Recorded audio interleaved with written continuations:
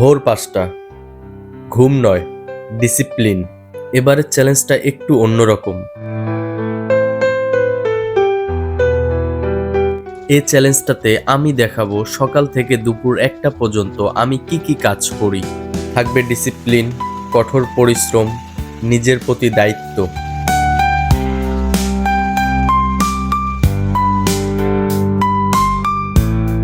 সালাত আদায় করে সকালের ব্রেকফাস্টটা সেরে নিলাম।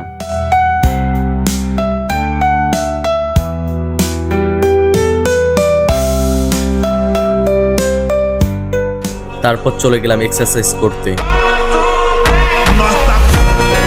100 push-ups, 100 sit-ups, and 100 squats.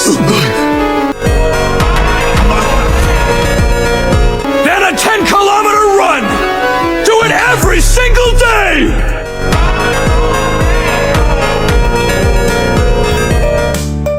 Exercise শেষে বাসায় এসে নিজের কাজটুকু নিয়ে বসে পড়লাম।